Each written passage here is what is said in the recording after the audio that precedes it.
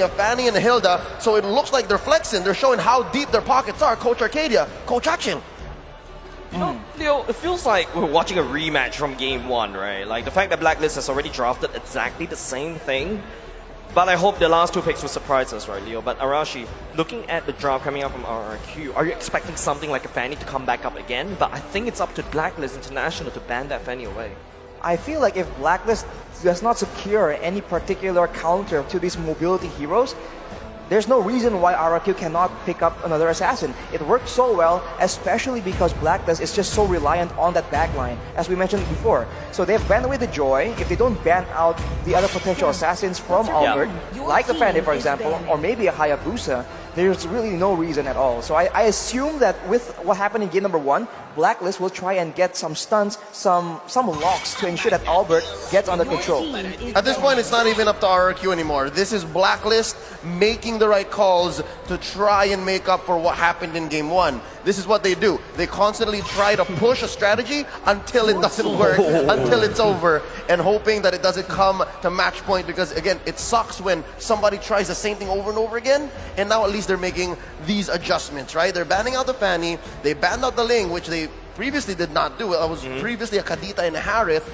all the while RQ Hoshi, they're doing the same thing here. They're taking out the Barats. Might this be the Baksha again? I think it should be the Baksha. I mean, like, if Blacklist International is going into this game number 2 again with this exact same game 1 draft, if I were the coach, I'm gonna just go ahead and ban the Barats as well, because I don't want to really have. Oh wow! Okay, they're gonna leave it open. They're gonna ban Aldous instead. Was that so clear from the get-go? Or were they so sure that? All right, I'm not sure if it's Arcadia or Achille who goes. They're gonna go Aldous. This is a throwback to season 8. Take it out. Maybe they feel like when the chips are down, Blacklist will default to something that always works, right? And this Aldous pick is just really, really solid.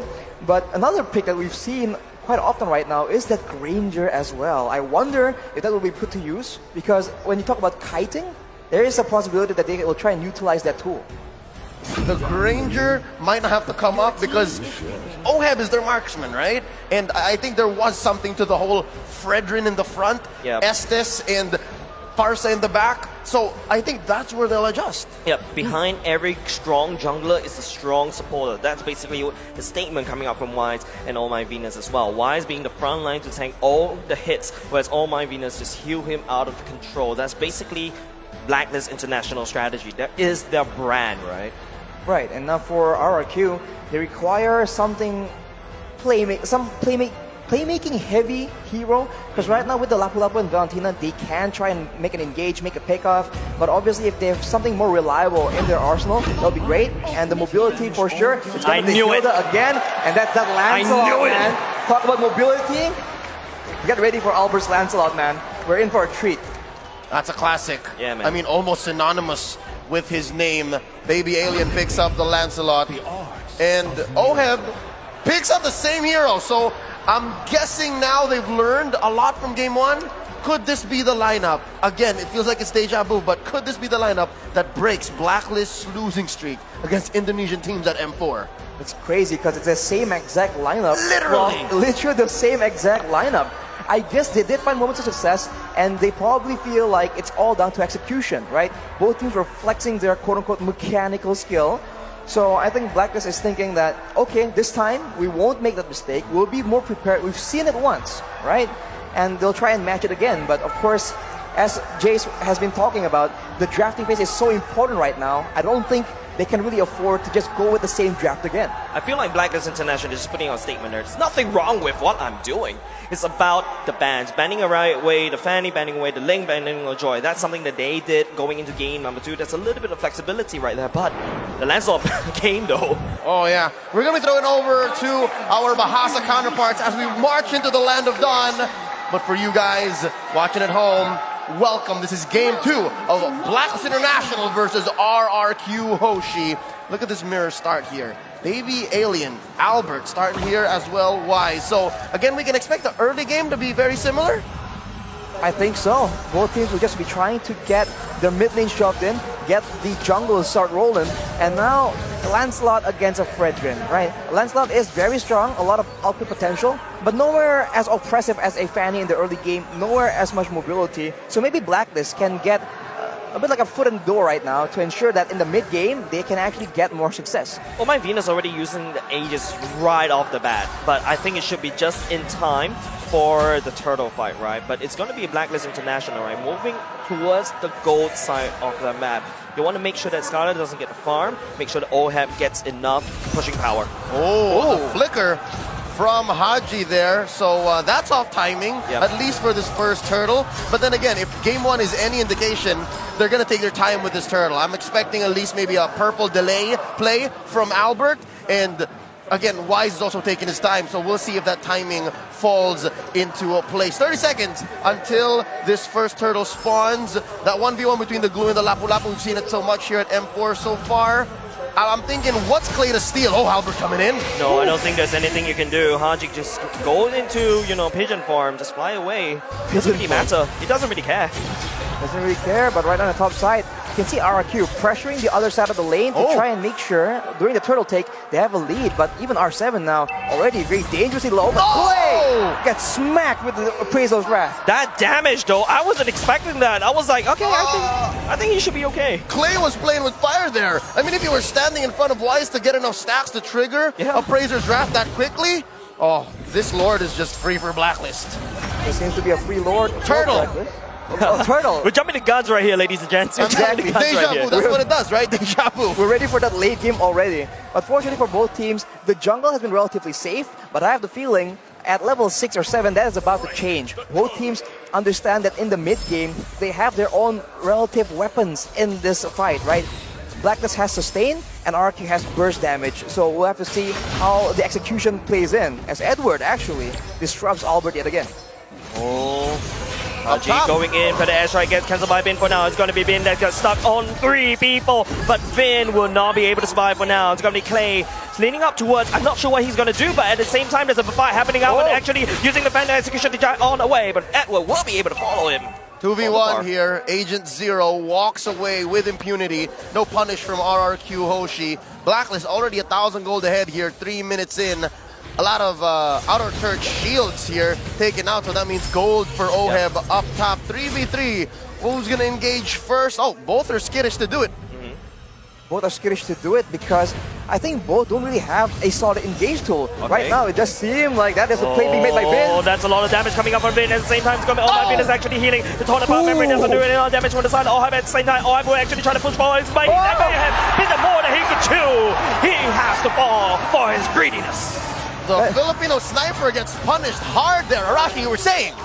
The Blessing of the Moon Goddess getting stolen by Clay allows them to sustain through the Feather Airstrike, and afterwards, it's just too much greed, but it's going to be the same story from Blacklist.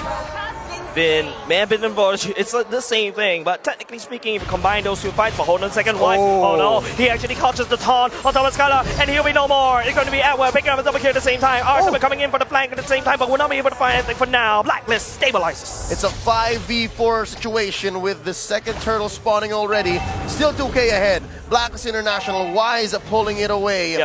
Arashi, is this going to be a problem? Because I'm looking at RQ's lineup just now. I just noticed it's only Clay who's dealing magic damage. I mean, Valden has a lot of magic damage, but on the note of damage, that is R7 getting taken out as well. Later on, it's going to be very easy for Blacklist to itemize against RRQ. And right now, it seems that they're having problems all across the map. I think Albert is having a lot of problems. That is not a statement right there. Using the Thorn Rose, Edward possesses the machine.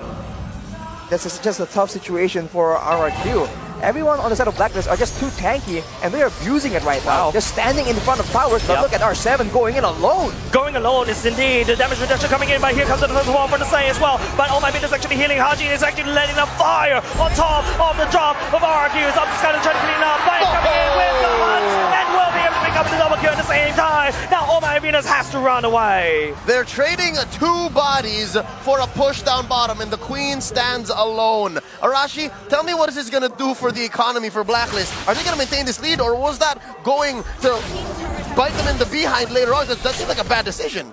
they have still quite a big lead. They're able to get the tower in the bottom side as well. But of course, if they keep trading kills like this, eventually the team with the better late game is gonna win. And I can't help but feel that with a carry on your team, right, it's gonna be very scary trying to deal with him in the late game.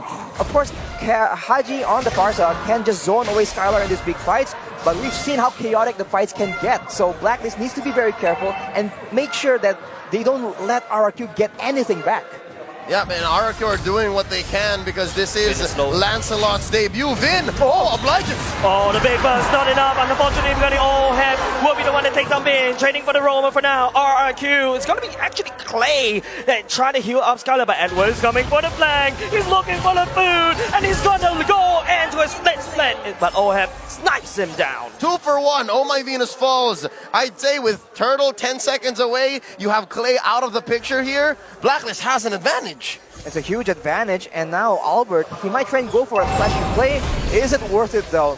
There's so much burst damage in the hands of Blacklist. It's going to be very risky for him to even try anything. He might just be forced to let it go, but Edward will not let him go. Something to note as well, in the roughly 7 minutes that this game has elapsed, Hoshi have not pushed a major objective yet. A lot of damage coming over to Edward. He's desperately trying to breach his first skill at the same time. Wise Horns going in. Albert was not able to find any form of entry, but Vin may be the one to be able to do that. But at the same time, it's going to be Oheb actually take down the top side as well. Edward just trying to go time. He goes into space as well, but runs into Edward as well. Haji, he's flying over, but not just in time. The turtle will still get secured by Blacklist, but that's not enough. R7 looking for the engage. Wise, it's going to be a slow little collapse coming over Blacklist International. Haji, better airstrike going in. Oheb snipes down Clay, and they're trying to push mid lane. Maximum range, torn apart memory there from Oheb, but popping Clay wide open. They're gonna convert into. Is that a? That's. Yep, that's steal. Purple. He stole it. Purple stolen by Wise, and of course we saw earlier the turtle was stolen as well. This is a disaster coming in for RRQ. This is to just losing their way. They have no idea what to do, and Blacklist are just getting stronger and stronger. And with the range available, torn apart memory and feathered airstrike, RRQ, they're in a difficult spot right here. This is literally Blacklist telling me, hey, I'm not the problem, you're the problem. I'm banning away your fanny, I'm banning away your leg. My composition is solid. This is that statement. Yeah, no, they've converted these Ube engages into map presence, into siege balls for Haji and Oheb. Again, the Brody has to clear waves the old natural way, right? But with Oheb, again, as you say, Ooga Booga, I wreck turrets. That's what they've been doing here, which resulted in a 6K goal lead 8 minutes in. That's the macro play we've been talking about.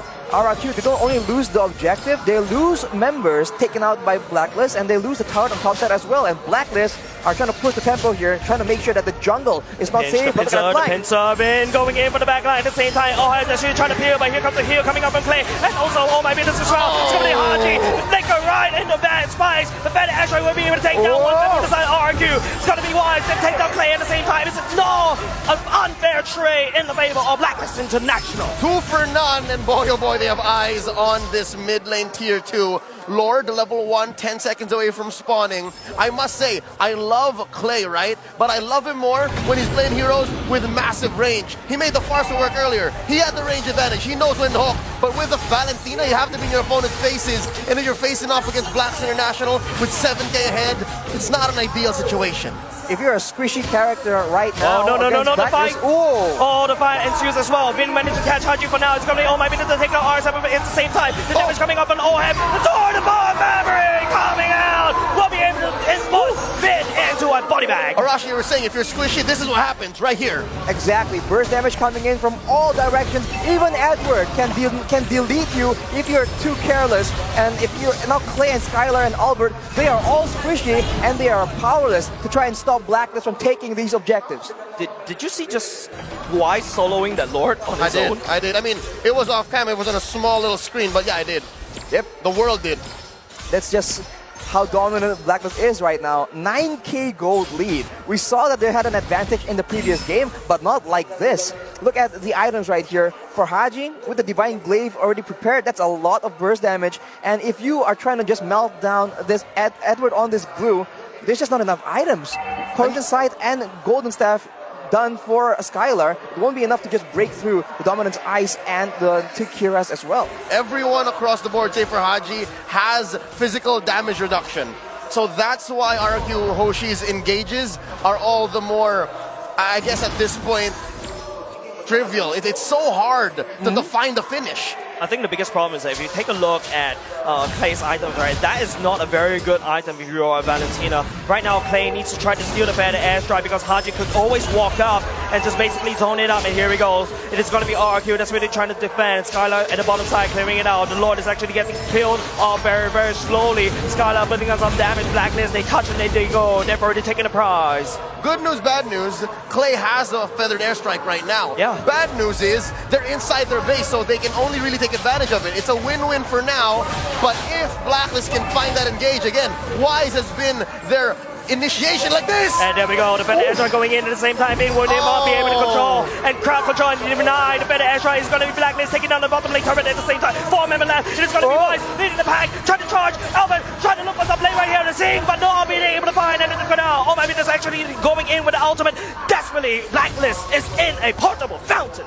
They have 2 base turrets, and now they're going for the third. Trying to everything yet again, and RRQ, they are forced to respond, but every time it happens, it's just the wrong response. R7 now taken very low, and Blacklist, they're looking for the end possibly. Oh no, that's ults and battle spells spent by RRQ Hoshi. They're gonna have to defend. They have to defend this. Vin is already here as well. Wise is already taunted as well, but Alvin's looking a little bit calling about memory, doesn't able to connect. It's going to be Blacklist, but there is no minutes. That one way marching down, a slow march as Clay. The battle of the better airstrike. R7 trying to make a play. Will be able to find but will not be able to do so because Owen is desperately healing the bond. The core is getting back into the bond. Blacklist International. They're giving a statement. But Skylar, mega kill.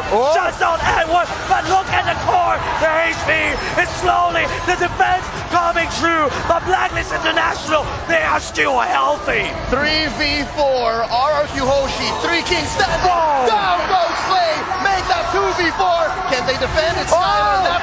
Defend. It's just Skylar. It's just Skylar and RRQ. Blacklist International takes game number 2. The curse has been broken. The streak ended. Blacklist International's first victory at M4 against an Indonesian team. They double down and use the same exact draft, and they get it done.